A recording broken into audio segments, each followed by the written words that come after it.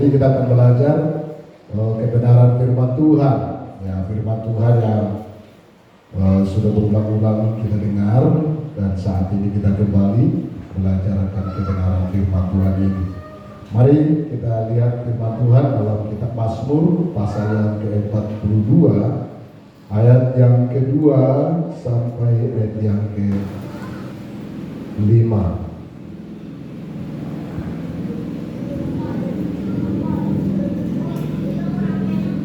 Mazmur 42 ayat yang kedua sampai ayat yang ke-5.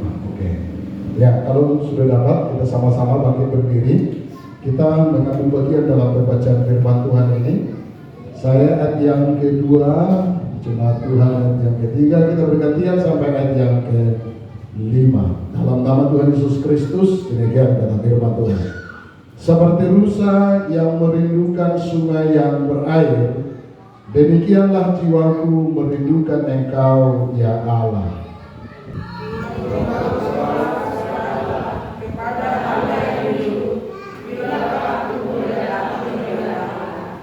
Air mataku menjadi makananku siang dan malam, karena sepanjang hari orang berkata kepadaku, di mana Allahmu? Inilah yang menyenangkan, sementara jiwaku di dalam tanah.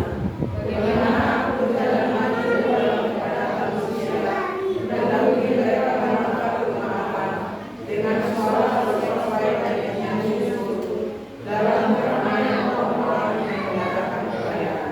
Haleluya. Silakan duduk Bapak Ibu yang dikasihi Tuhan. Berbahagialah orang yang mendengar dan melakukan firman Tuhan dalam hidupnya. Haleluya. Haleluya. Nah, Bapak Ibu, saudara yang dikasihi oleh Tuhan, firman Tuhan pada saat ini, kalau kita lihat dari perikop firman Tuhan ini adalah suatu kerinduan kepada Allah. Haleluya. Nah, saudara-saudaraku, dalam ayat yang kedua, kebenaran firman Tuhan ini yang harus kita belajar bersama-sama, saudara-saudaraku, dan mungkin dari ayat per ayat nanti kita akan melihat bagaimana saudara-saudara yang diberkati oleh Tuhan, sikap hati orang-orang yang percaya, yang senantiasa harus menyekat dan merindukan Tuhan dalam kehidupannya. Amin. Saudara, dalam ayat yang kedua firman Tuhan ini dicatat, saudaraku, ada satu hewan, nama hewan, yaitu di situ rusa. Haleluya. Ya, rusa. Ya, kalau di Mentawai ini namanya ini rusa ini sebat surah ya, sebat surah. Ya, ada juga di daerah lain dibilang si sapi utuh karena besar badannya gitu kan, jadi dibilang dari sapi utuh.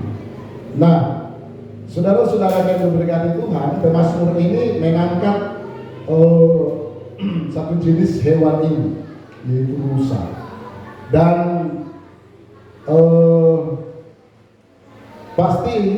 pasti kita langsung berpikir gitu kan, kalau rusa ini adalah hewan liar sebetulnya, ya, hewan liar, dan sering ditemukan ini ya di hutan-hutan. Namun walaupun sekarang rusa ini sudah ada banyak kita temukan, saudara-saudara, di kebun-kebun binatang ya, di taman gitu kan, sudah bisa kita temukan ya.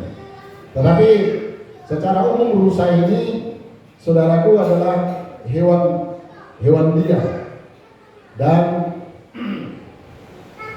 dia punya cara hidup yang unik ya, supaya dia bisa bertahan di hidup ya.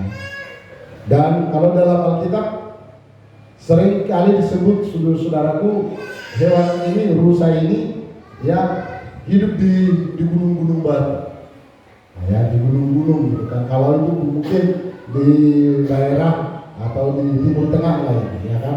Tapi kalau di Indonesia ini ya di hutan, di padang-padang gitu kan, disitulah dia bisa ini hidup. Nah, saudara-saudara yang diberkati Tuhan, kalau di Timur Tengah, sebetulnya kalau rusa ini tidak terlalu tidak terlalu populer, berbeda dengan unta, ya kan? Berbeda dengan unta. Kalau unta di Timur Tengah pasti diketahui oleh semua orang, baik yang mungkin dari anak-anak, ya kan, para perempuan atau wanita, dan juga saudara-saudaraku, apalagi para kaum bapak-bapak, karena unta ini adalah transportasi yang dipakai pada zaman dahulu di Timur Tengah, ya kan? Nah, tetapi pemazmur di sini tidak menyebut seperti unta. Haleluya. Walaupun saudara-saudaraku, unta ini kalau kita lihat dari cara hidup unta ini sangat unik juga gitu kan. Kalau di Timur Tengah, ya, ini kenapa unta ini dipakai menjadi transportasi? Di sana pada zaman itu sudah, bahkan sekarang juga ini masih dipakai ya di Timur Tengah. Karena unta ini bisa dia melakukan perjalanan panjang, jauh, ribuan kilometer, dan dia unik, bisa bertahan dia di padang gurun pasir, ya, karena unta ini kalau dia minum, dalam tubuh unta ini ada kantong air, ya kan? Ada kantong air. Maka kalau kita lihat pada zaman Abraham, siapa namanya itu, hamba Abraham, Eliezer, ketika dia memberikan petunjuk atau meminta tanda dari Tuhan bahwa siapa nanti perempuan yang meminta air, lalu dia memberi, lalu dia berkata, aku pun akan menimba air ini untuk unta-untamu, dialah itu yang menjadi calon dan pelayan tuanku itu, katanya yang bilang. Saudara, kalau kita lihat dalam kitab Kejadian, Ribka, ya, mengangkat air untuk unta-unta ini, saudara-saudara yang diberkati oleh Tuhan, sangat banyak, ya, sangat banyak. Dan ada beberapa kali firman Tuhan katakan, saudara-saudara yang diberkati Tuhan, Ribka harus turun ke sumur itu untuk mengangkat air untuk unta-unta ini. Saya pernah lihat di ensiklopedia bahwa satu buyung yang di Timur Tengah itu, satu buyung itu isinya itu sekitar 35 sampai 36 liter. Dan itulah yang dibawa oleh Ribka dari sumur itu, diangkat untuk unta-unta ini. Bayangkan saudara-saudara, satu buyung itu 36 liter, ya. Dan Ribka mengangkat air ini, saudaraku, untuk unta-unta ini, dan sangat banyak. Ya, berapa kali Ribka harus turun ke sumur itu mengangkat air. Jadi untuk kebutuhan unta-unta ini, berapa unta yang dipakai oleh Eliezer untuk dibawa dalam perjalanan ini, saudara-saudara yang diberkati oleh Tuhan? Ya, paling 2-3 ekor, bukan? Tetapi saudara-saudaraku, Ribka sampai berkali-kali terus saudara-saudaraku mengangkat air. Padahal, ya, satu buyung yang diangkat oleh Ribka itu isinya 36 liter. Jadi artinya unta ini, ya, mengkonsumsi air itu sangat banyak. Sekali minum dia pasti akan meminum banyak air, ya, banyak air. Karena dia minum dan dia dibuat di kantong-kantong air di dalam tubuhnya. Itu bukan langsung dia langsung habis begitu, bukan. Tapi air itu menjadi persediaan minuman bagi unta ini, supaya unta ini bisa melakukan perjalanan panjang, bisa berhari-hari bahkan berminggu-minggu, saudara-saudara yang diberkati Tuhan, dia tidak minum.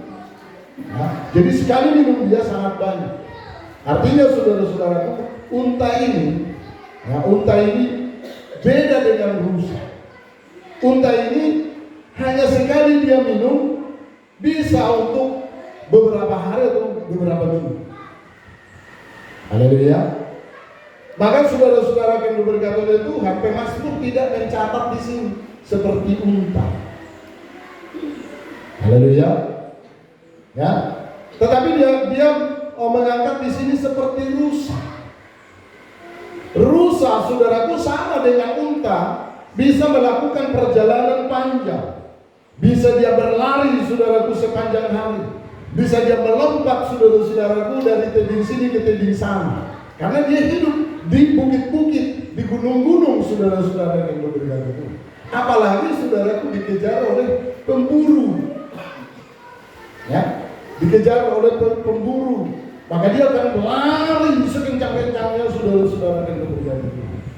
Tetapi saudara-saudara, rusa tidak sama dengan unta yang bisa sekali minum untuk beberapa hari, yang bisa sekali minum untuk beberapa minggu. Karena saudara-saudara, unta itu, ya kalau tidak salah ya, unta itu sama ya tempat makan, bukan unta, rusa ini sama tempat makanannya dan tempat minumnya. Kalau dia makan, dia masuk ke lambungnya. Kalau minum, dia juga masuk ke kisah. Dan sangat relatif kecil tempat makanan dan tempat air minum. Jadi saudara-saudaraku, rusa ini ya setiap hari, bahkan setiap waktu dia membutuhkan air. Haleluya. Dia membutuhkan air. Saudara yang diberkati oleh Tuhan, rusa ini tidak bisa pisah atau tidak bisa jauh dari air. Maka saudara-saudara yang diberkati oleh Tuhan, rusa selalu merindukan air, sungai yang berair. Dia selalu mencari sungai yang berair, ya, sungai yang berair. Dan rusa ini akan mencari sampai dia ketemu sungai yang berair itu, saudara-saudara yang diberkati oleh Tuhan. Kenapa? Karena dia merindukan air itu. Dalam perjalanan kehidupannya, saudara-saudara yang diberkati Tuhan, di hutan, di gunung-gunung, di bukit-bukit, ketika dia berjalan panjang, lari, saudara-saudaraku, melompat, melewati rintangan-rintangan dalam kehidupannya, saudara-saudara yang diberkati oleh Tuhan, dia pasti akan mencari air. Kenapa, saudara-saudara? Karena kalau dia tidak berjumpa dengan air, ketemu dengan air, saudara-saudara, maka itu adalah kesusahan besar bagi dia. Dia akan lemah, dia akan lemas, kekuatannya akan berkurang, dan bisa, saudara-saudaraku, dia akan mati. Haleluya. Dia akan bisa mati, kehilangan kekuatannya. Saudara yang diberkati oleh Tuhan, berbeda dengan unta tadi. Kalau unta tadi sekali saja dia minum hari ini, saudara-saudara, bisa 1 minggu yang akan datang dia baru minum. Dia bisa mencari air, saudaraku, 1 minggu yang akan datang. Tetapi rusa, saudara-saudara yang diberkati oleh Tuhan, tidak, berbeda dengan unta. Rusa, saudaraku, setiap saat dia membutuhkan air. Maka kalau dia tidak ketemu dengan air, maka dia, saudara-saudaraku, mengalami kesulitan. Itulah kesulitan terbesar dalam kehidupannya. Haleluya. Maka Pemasmur di sini mengatakan saudara-saudara yang diberkati oleh Tuhan, seperti rusa yang merindukan sungai yang berair, demikianlah jiwaku merindukan Engkau ya Allah. Haleluya. Amin. Dia katakan saudara-saudara, seperti rusa yang merindukan sungai yang berair, demikianlah jiwaku merindukan Engkau ya Tuhan. Demikianlah jiwaku merindukan Engkau. Apa tadi lagu kita, lagu pertama? Hah? Ku rindu setiap waktu hidup di kebenaran-Mu. Saudara-saudara yang diberkati Tuhan, saya berharap saudaraku kita menyanyikan lagu ini bukan hanya sekedar tahu saja dan bernyanyi lagu ini, tetapi saudara-saudaraku menjadi sebuah pengakuan dalam diri kita, dari dalam hati kita, saudara-saudara yang diberkati Tuhan, bahwa memang betul kita rindu hidup di dalam kebenaran. Amin. Rindu dalam kebenaran. Saya masih teringat saudara-saudara, khotbah seorang hamba Tuhan yang datang dari Pekanbaru, Saudara yang diberkati Tuhan, orang percaya itu, orang yang lahir di dalam Kristus itu, dikatakan saudaraku, dia seperti bayi yang merindukan air susu ibu. Haleluya. Haleluya. Haleluya. Ya, seperti bayi yang merindukan air susu ibunya. Saudara, pasti kita akan paham saudara-saudara dulu diberkati oleh Tuhan. Itu kan dalam kitab Petrus ya, 1 Petrus pasal yang ke-2 ya. Ya, jadilah kamu seperti bayi yang merindukan air susu yang murni, kata Firman Tuhan. Nah, saudara-saudara yang diberkati oleh Tuhan, ya, coba kita lihat saudara, bayi-bayi yang masih ya mengasihi ya, masih saudara-saudara, ya, dia tahu saudara-saudaraku nangis, ya, dia tahu nangis saudara-saudara, dan mau minum dia saudara-saudaraku pasti nangis. Haleluya, ya kan, kita gambarkan. Ya. Tapi coba kalau sudah dikasih ASI, masih nangis ya? Enggak lagi kan? Ya. Saudara-saudara yang diberkati oleh Tuhan, anak Tuhan itu seharusnya seperti itu, saudara-saudara.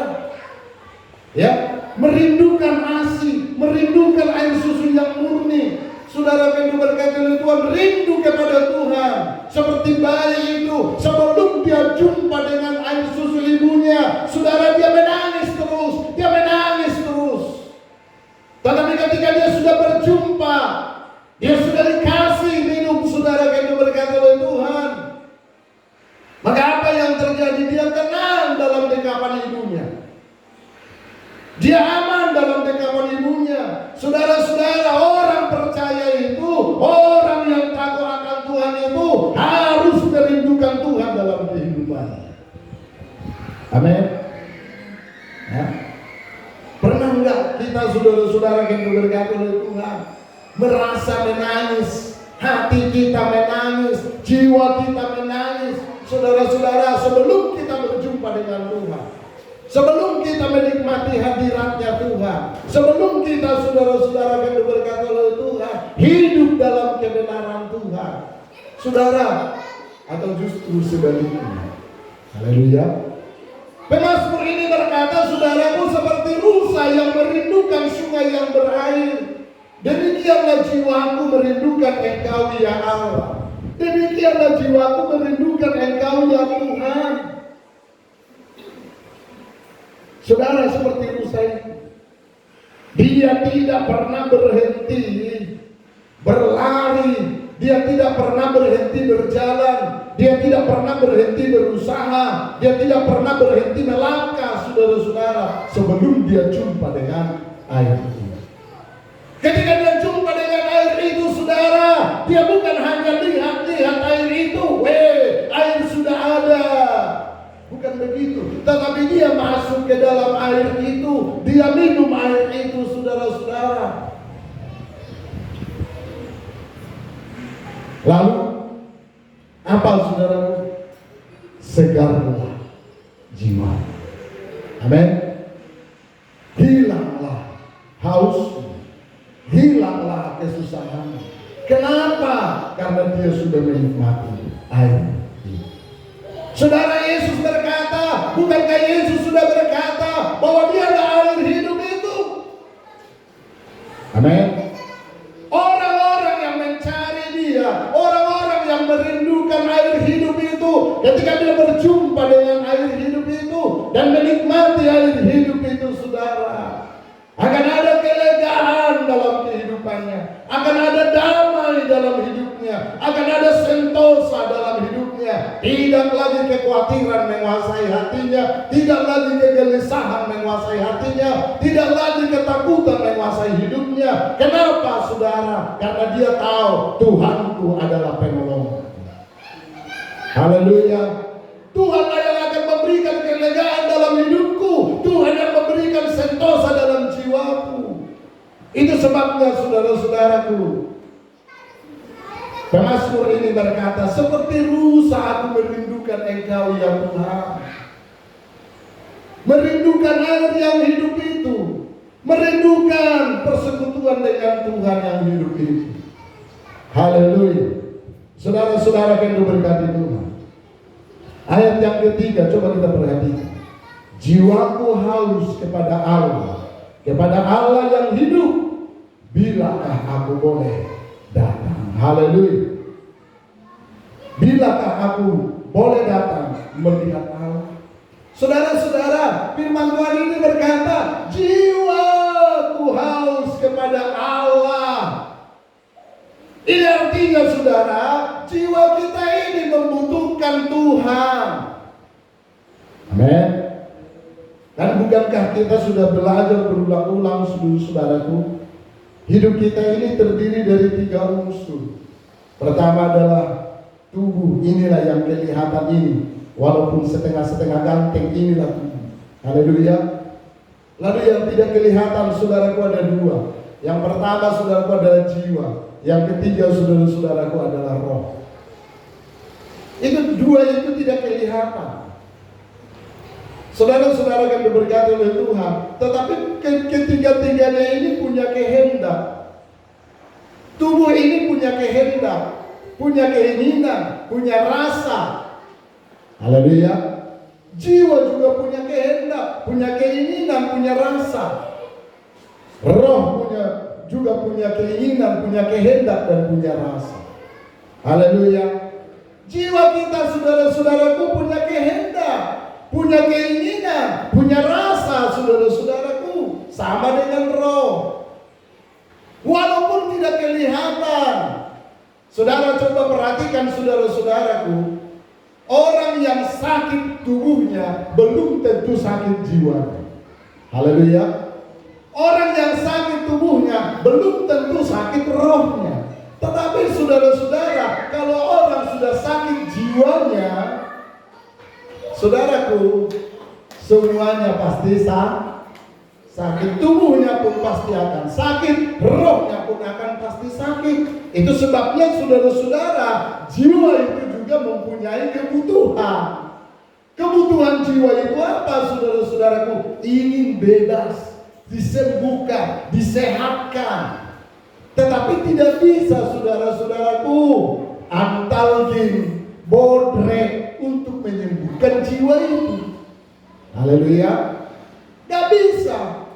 Kalau sakit kepala bisa, bodrek bisa menyembuhkan sakit kepala, antalgin bisa menyembuhkan sakit badan. Tetapi jiwa, saudara-saudaraku, tidak bisa. Haleluya.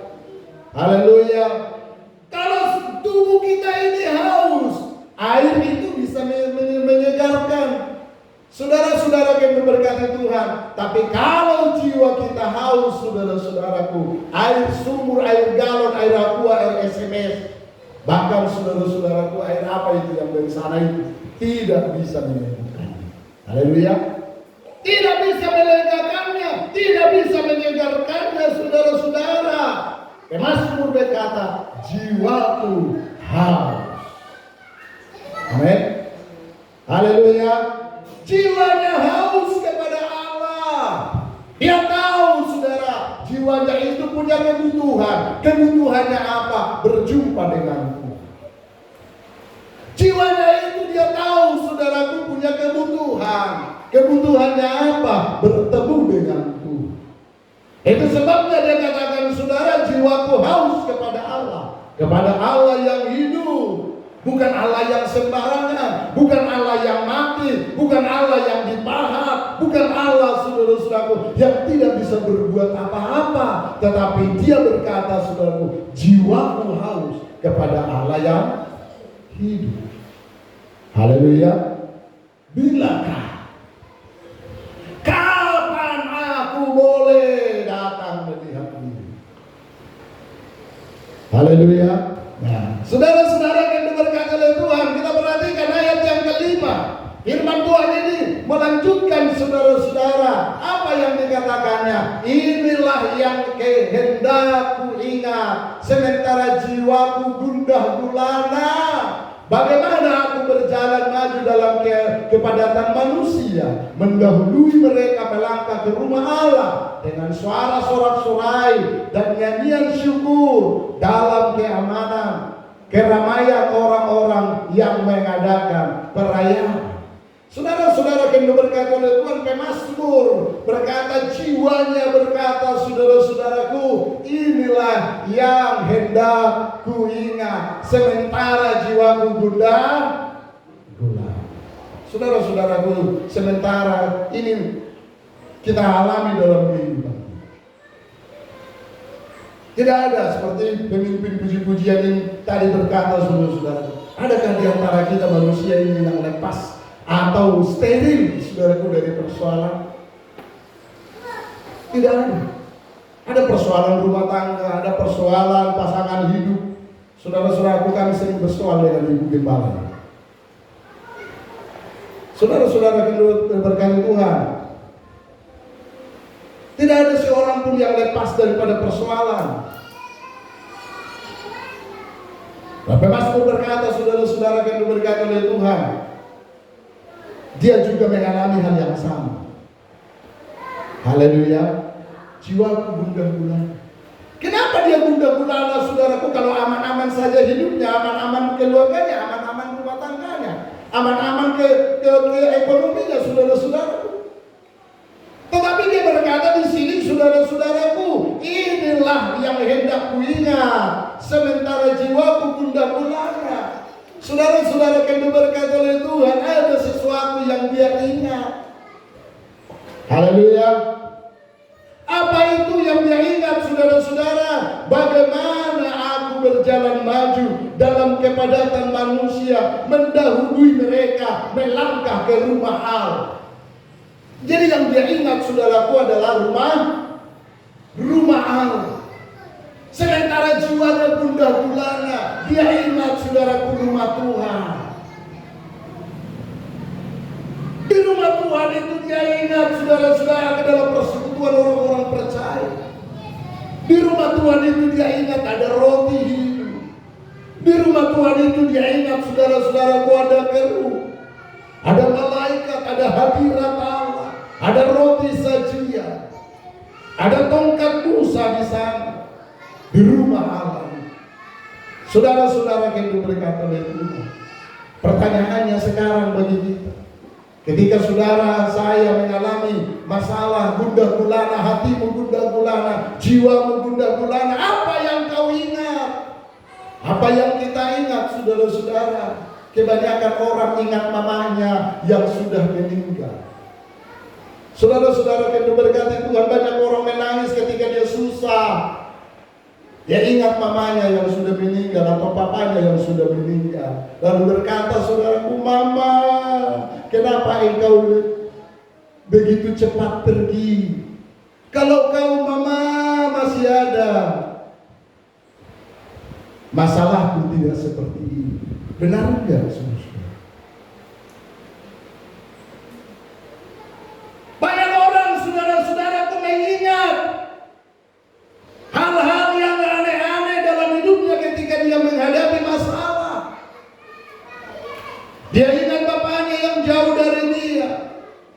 Saudara-saudara yang berkata oleh Tuhan, tetapi pemazmur ini berkata, saudaraku, inilah yang hendak ku ingat sementara jiwaku gundah gulana. Saudara-saudara, dia ingat, saudaraku, bagaimana aku berjalan maju dalam kepadatan manusia, mendahului mereka melangkah ke rumah Tuhan. Haleluya. Saudara, luar biasa. Ya, luar biasa, saudara. Justru ini yang dilakukan oleh pemazmur. Bagaimana aku berpikir? Dia berpikir, saudara-saudara, supaya dia pertama sekali sampai di rumah Tuhan, mendahului orang-orang yang giat, yang bersama-sama dengan dia juga merindukan rumah Tuhan. Tetapi yang dia rindukan, saudara-saudaraku, dialah maunya yang pertama masuk ke rumah Tuhan. Haleluya. Dia lewati semua orang. Luar biasa. Pemazmur, saudara-saudaraku, tidak mau ketinggalan.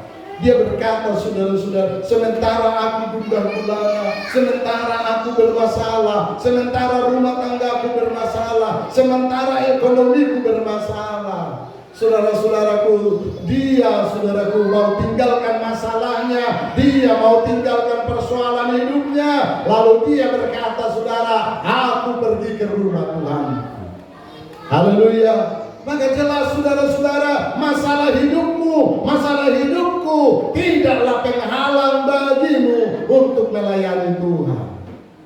Amin.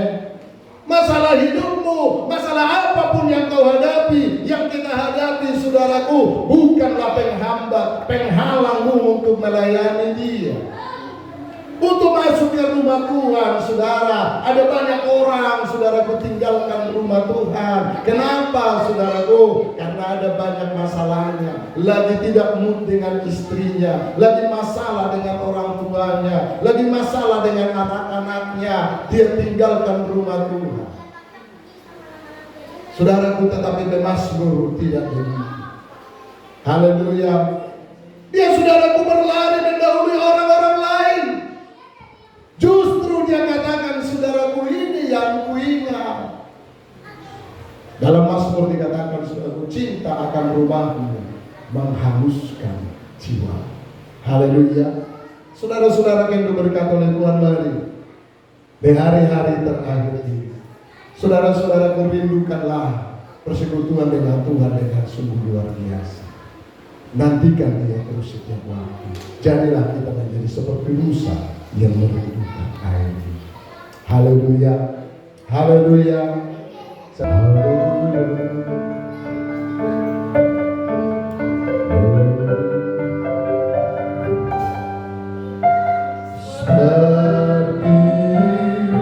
Musa